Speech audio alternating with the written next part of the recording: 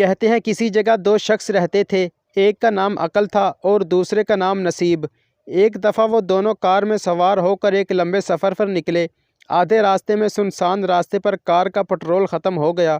دونوں نے کوشش کی کہ کسی طرح رات گہری ہونے سے پہلے یہاں سے نکل جائیں، مگر اتنا پیدل چلنے سے بہتر یہ جانا گیا کہ ادھر ہی وقت گزار لیں جب تک کوئی مددگار نہیں آ جاتا۔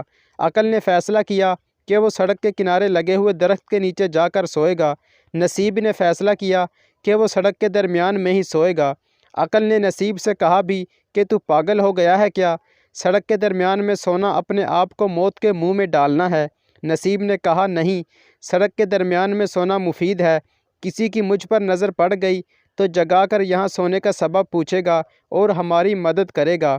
اور اس طرح عقل درخت کے نیچے جا کر اور نصیب سڑک کے درمیان میں ہی پڑ کر سو گیا۔ گھنٹے بھر کے بعد ایک بڑے تیز رفتار ٹرک کا ادھر سے گزر ہوا۔ جب ٹرک ڈرائیور کی نظر پڑی کہ کوئی سڑک کے بیچوں بیچ پڑا سو رہا ہے تو اس نے روکنے کی بہت کوشش کی۔ ٹرک نصیب کو بچاتے بچاتے مڑ کر درخت میں جا ٹکرایا۔ درخت کے نیچے سویا ہوا بیچارہ عقل کچل کر مر گیا اور نصیب بالکل محفوظ رہا۔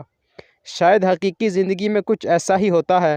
نصیب لوگوں کو کہاں سے کہاں پہنچا دیتا ہے، حالانکہ ان کے کام عقل سے نہیں ہو رہے ہوتے۔